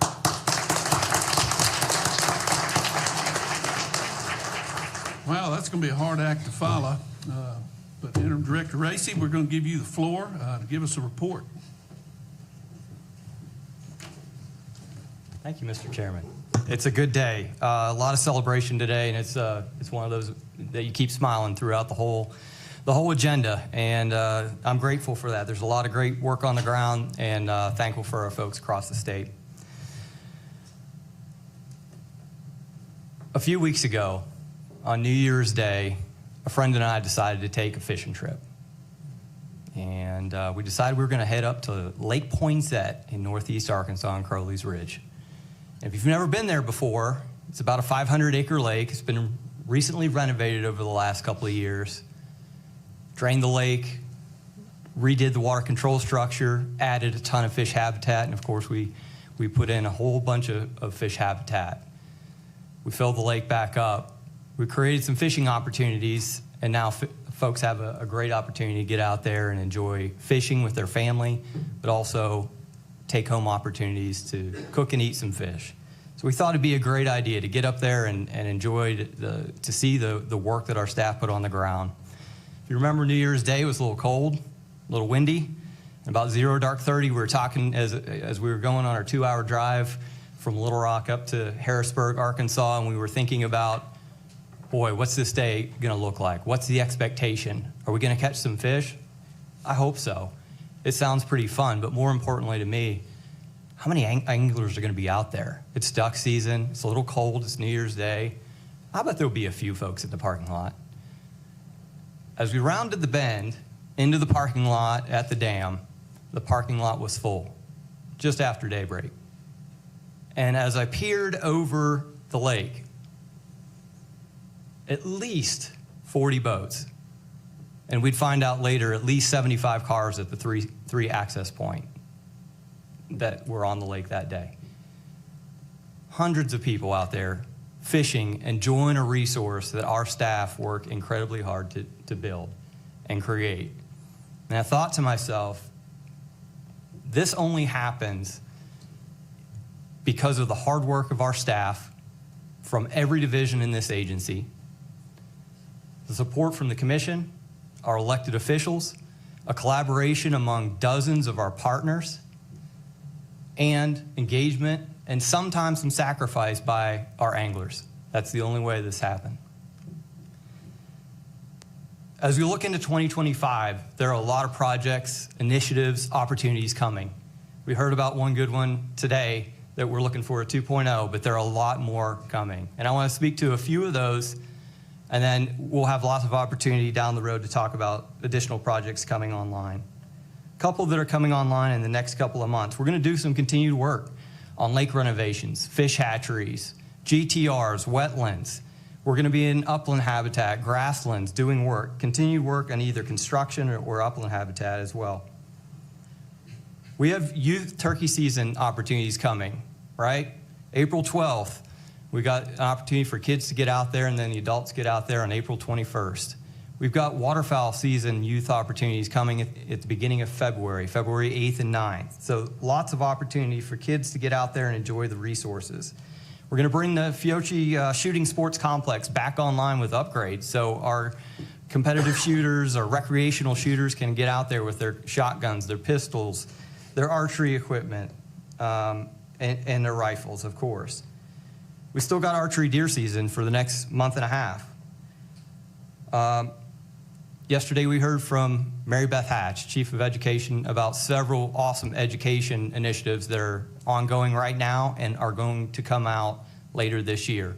We've got our Teacher Leader Council. We've got our Conservation Education Conclave that she spoke to yesterday that's coming out later this fall. A lot of excitement of opportunities that are still to come.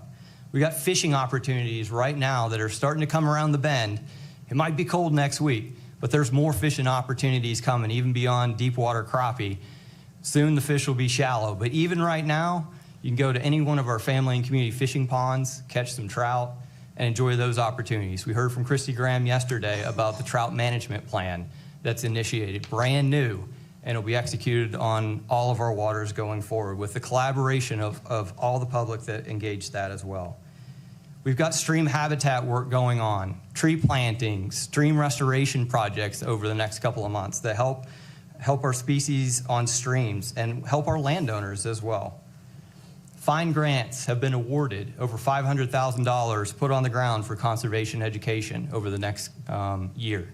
Pretty exciting when you think about that. Archery in the schools.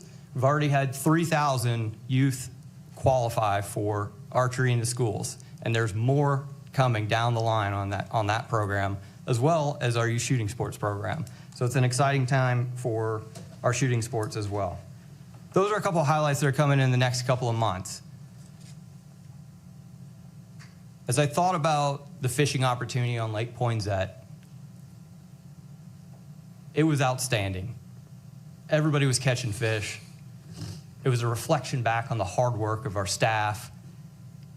But for me, it was really a perfect visual example of why we need to continue to provide hunting and fishing opportunities across the state, and why we need to conserve fish, wildlife, and their habitats. Arkansans have our commitment to do just that. Mr. Chairman, that's my report for today.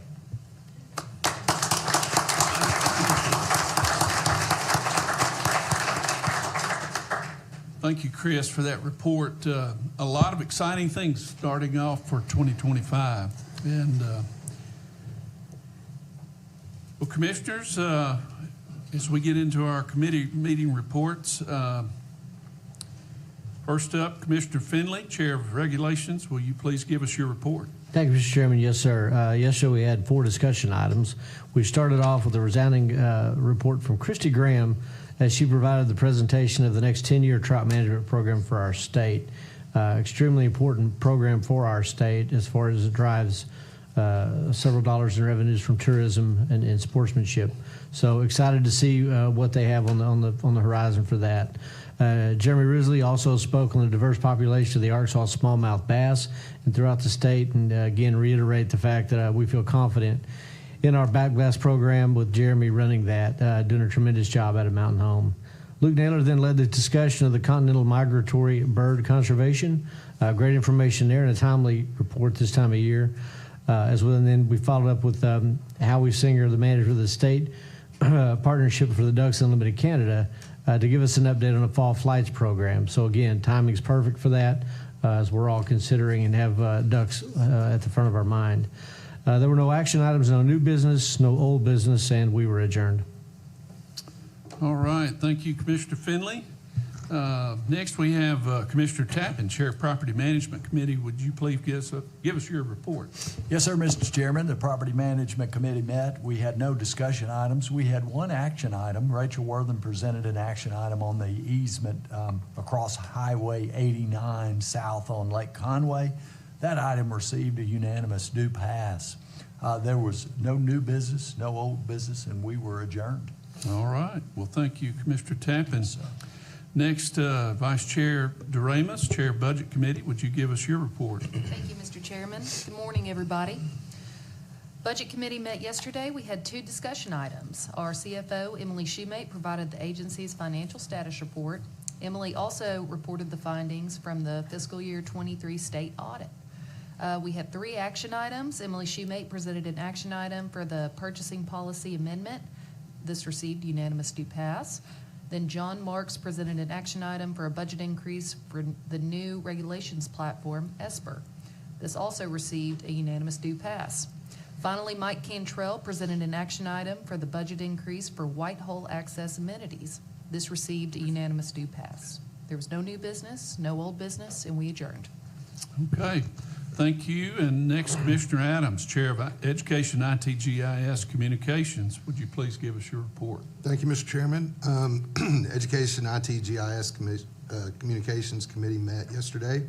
We had one discussion item. Mary Beth Hatch provided an update where the Education Division is and where they are headed. I was extremely impressed with your presentation yesterday, especially your sharing your lesson plans and things going forward. Excited about the growth of that division. So we had no action items, no new business, no old business, and we were adjourned. Okay, thank you, Commissioner Adams. Next, Commissioner Jones, Chair of Personnel Governance Committee. Would you please give us your report? Thank you, Chairman. Yeah, Personnel Governance Committee met yesterday. We had one discussion item. John Marks presented the agency's legal report. We had no action items, no new business, no old business, but we did have executive session. And the executive session was held for approximately 2 hours. Action was taken. Dan Sherman with the Explorer Group has been selected to lead the search for the next agency director. And we were adjourned. Okay, thank you, Commissioner Jones. And finally, I, Chairman Neely, Chair of Intergovernmental Relations Committee, will give a report. First, we had Jen Sheehan presented us the Red River Navigation Feasibility Study. It was a great report, Jen, and we look forward to keeping up and monitoring those results as that continues on. There were no action items and no new business, no old business, and we were adjourned. All right, moving along in commission items, first up, Lake Conway Highway 89 South Waterline Easement. Rachel Wortham, you have the floor. Thank you, Chairman Neely. Good morning, Commissioners, Directorate, staff, and guests. Today I have one minute order for your consideration. Mayflower Waterworks has requested a permanent right-of-way easement and a temporary construction easement for replacement water main line at the bridge at Highway 89 South at Lake Conway. And I'll take any questions, and I hope for a good vote. All right, any questions, Commissioners? This item does require the approval from Property Management Committee. Commissioner Tappan, was this approved by Property Management? Yes, Mr. Chairman, the item received a unanimous vote. Okay, I have a motion to approve the request. No second necessary. All in favor say aye. Aye. Any opposed? Well, this motion is approved. Thank you, Rachel. Next up, our purchasing policy amendment. Emily Shoemate, you have the floor. All right, good morning. I have before you today a minute order to make updates to AGFC's purchasing and budget policies. The update includes reducing the threshold for commission minute order approval from $500,000 to $200,000. It also makes a technical correction, putting AGFC in line with the financial management guide for the capitalization threshold of land purchases and infrastructure projects, changing that from $5,000 to $50,000. Okay. These items do require approval from Budget Committee. Vice Chair Doremus, was this approved by your Budget Committee? It was approved. Okay, have a motion to approve the request. No second necessary. All in favor say aye. Aye. Any opposed? This motion is approved as well. Next item, budget increase for new regulations and on our ESPR platform. And John Marks, you have the floor. Thank you, Mr. Chairman. Yesterday, I think we had a pretty robust discussion about the need for a new regulations platform, and I think I'm here to answer any more questions if you have them, but if not, we would ask that you approve the budget increase requested for $125,000 to acquire this new rulemaking platform. Okay. Minute order is in your backup. Thank you, Councilor Marks. This item does require the approval from the Budget Committee. Vice Chair Doremus, was this approved in your committee? It was approved in Budget Committee. Okay, have a motion to approve the request. No second is necessary. All in favor say aye. Aye. Any opposed? This motion is approved. Thank you very much. Thank you, John. And lastly, we have a budget increase for the Whitehole Access Amenities, and Mike Cantrell, Operations, you have the floor. Good morning, Mr. Chairman, Commissioners, Director Racy. We have a minute order to present for your consideration to increase the agency's overall budget $105,000 from unobligated marine fuel tax funds. This will be utilized to construct a restroom at the Whitehole Access in Marion County, Arkansas. I'd be glad to answer any questions that you may have. Okay, thank you, Mike. This item does require the approval from Budget Committee. Vice Chair Doremus, was this approved in your committee? It was approved. Okay, I have a motion to approve the request. No second is necessary. All in favor say aye. Aye. Aye. Any opposed? Well, this motion is approved as well. Thank you, Mike. Is there any new business to be brought before the commission today? Any old business? Commissioner Jones, any need for executive session? No need for executive session. Okay. Well, before we adjourn, as we often do, we want to give the commissioners a chance to make some comments. And Michelle, we'll just start with you on this end. All right. Thanks, Chairman.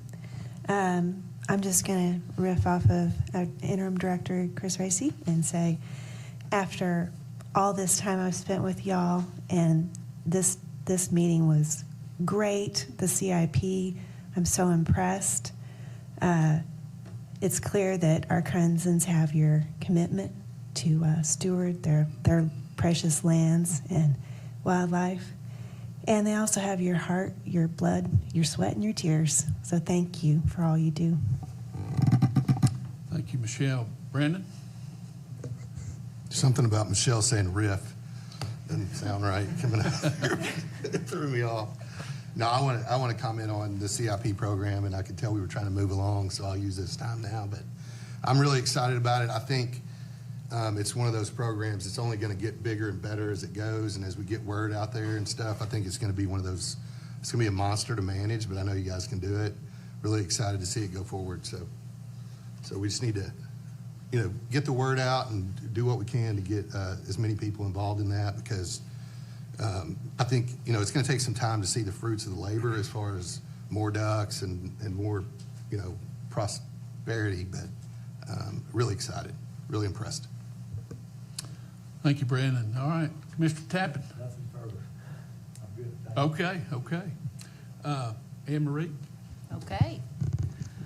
What a great meeting. I think back on this month, and it's the last month of duck season. Had the opportunity to go out with our friends with Delta Waterfowl and participate in the University Hunt program. But I wasn't the one that did all the work. It was our waterfowl coordinator, Brett, our Chief of Wildlife, Luke Naylor, and Kaylee really guided all these people and coordinated everything. It was fun to take all those young people out and get them their first ducks. And I'm excited because they all want to go again. In fact, Luke texted me last week and said, hey, I just saw 2 of the guys that went on the university hunt, very first duck hunt ever. Looked like they were coming out of Bell Slough with a canoe. So that is what it's all about. I don't know if they got any ducks, but I hope that they keep on trying and keep on going back. And that to say about new hunters, I also want to make note about the experienced hunters. This last week, I heard of a horrible boating accident that happened on the White River. A young man was with his buddies, and I don't know the full details, but I do know that he suffered a terrible head injury and is in the hospital right now in the ICU. Even for those that are experienced duck hunters and have been doing this forever, just remember to be careful out there. Always be aware of your surroundings. Take care of yourself. Thank goodness he had his friends with him, and first responders acted really quick. But just always be aware and keep this young man in your prayers as he's trying to recover right now at UAMS. That's all I have to say. Thank you. Well said, Anne Marie, and a great reminder to our listening audience and all of us about the safety concerns. It's cold weather, you're in water, you're in elements that often can be very dangerous if something happens. Can't over-prepare. All right, Commissioner Finley. Thank you, Mr. Chairman. Echo all the CIP is, that's probably one of the most broad, wide-ranging hunter, non-hunter, non-hook and bullet programs that we'll have. I think excited about that. But one thing I want to mention, in addition to all that, this weekend on Flyway 64 down at Augusta, Arkansas, the Mallard Master Championship will take place from 8:30 to 3:30. Not only is it an exciting opportunity for duck hunters to participate, it's also an expo, a gumbo cook-off. A lot of great things are happening in Augusta. So let me encourage, if you're out and you finish hunting, work your way up to Augusta, because it'll be, I think it's their first one they're really throwing in a big way. It's right downtown. You won't miss it, right on 64. So let me encourage, I know we'll be there. Some AGFC folks will be there. And a really neat opportunity. So I applaud the effort from our small towns of Arkansas that are really working to bring awareness to what we have to offer from both in-state and out-of-state. So hope I'll see as many of you guys there as I can. Thank you, Commissioner Finley. All right, Commissioner Jones. Thank you, Chairman. First of all, I want to take this time to congratulate our interim director, Chris Racy. I didn't know you were such a storyteller. As a matter of fact, I felt like I was in the cold truck with you when we were looking out over the lake. You know, Bill, he did miss one event that is the opportunity that's out there, Chris, and that's squirrel hunt with a dog. And for those of you that do it, this is kind of that time of year where you can get out, take kids. I plan on having several excursions over the next few weeks with kids and squirrel dogs. So squirrel hunting is still out there. It's time to squirrel hunt, that's for sure. That's right. No, we're in great leadership, and thank you for all you do. Great meeting. The other thing is, Emily and your team, I have been through audits like that before, and for y'all to come out unscathed, perfect, 100%, that is kudos to everything you do. There's so many moving parts in this organization that is unbelievable. And one thing I was really impressed with, and I'm sure a lot of this has got to do with Chairman Adams, the fact that he's taken over Education Committee now, and what Mary Beth has done, because the report yesterday was so amazing, and there's just, I've seen it come so far just in a short period of time, so you're doing an amazing job, and I can't wait to go to the conclave. All right, thank you. I can only imagine the number of hours Chairman Adams put in with you to help get that done right. It's all that extra time I have in my head. Yeah. All right. Mr. Caldwell. You know, I'll just echo Commissioner Jones. I've written down here just the impressiveness of a clean audit. I think it's great for those of us that the taxpayer and everybody down the food chain that is invested in this, and just to know that your team is watch over money, and that basically a federal audit is no joking matter. been through a few, and it's really, it can't be said enough. Hats off to y'all. But frankly, I'll come back to it, and every time we do these, I'm so touched. But to see the men and women of this agency that really make it what it is, and the tenure and the people that have worked here this long, and it speaks to this body, this institution that we get to serve a little bit with, but really the backbone is you guys and those of you that have been here 25, 20 years. It's just so encouraging and impressive. And so hats off to y'all. Well said. Several things. First of all, yesterday was just an incredible day. I think we all can agree that it started out with,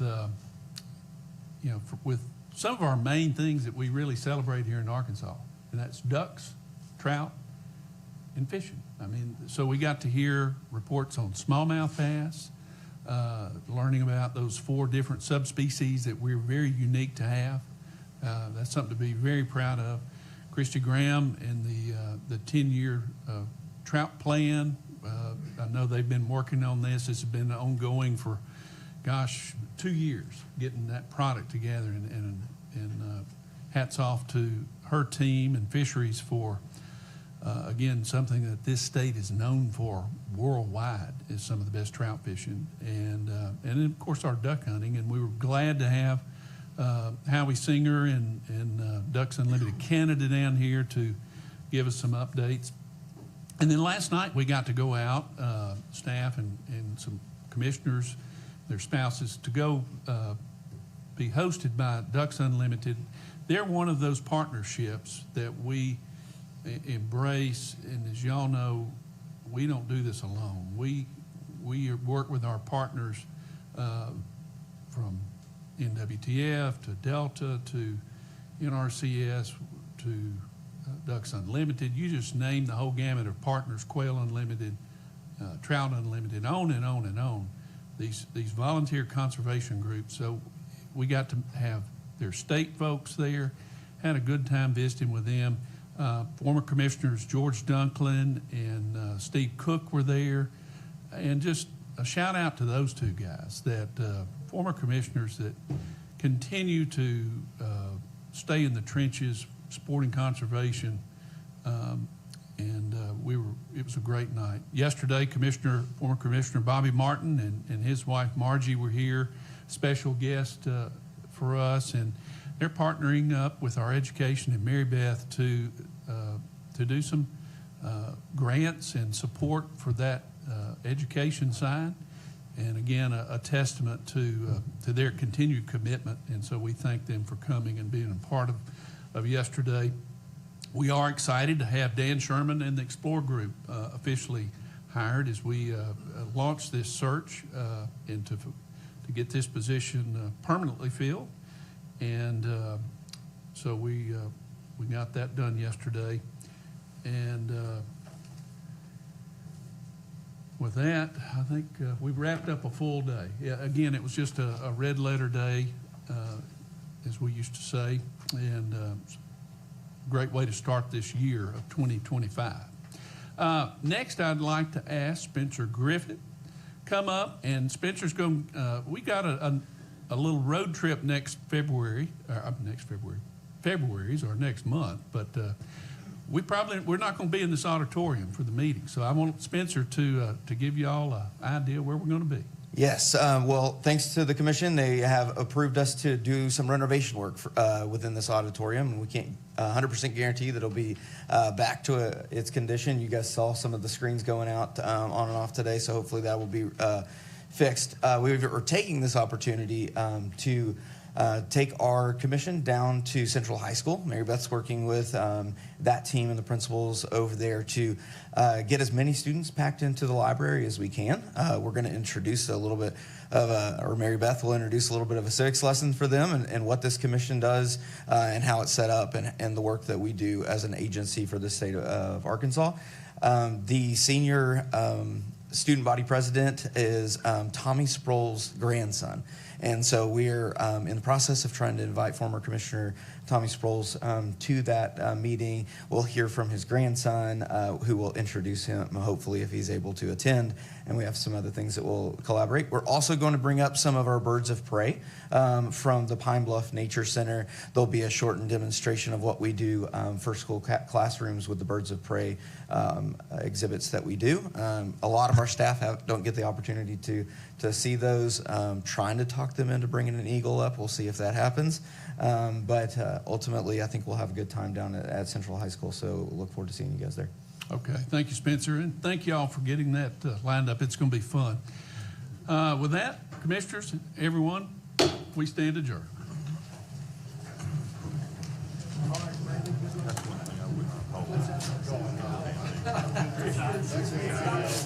Oh, yeah. Oh, yes. Well, I don't have any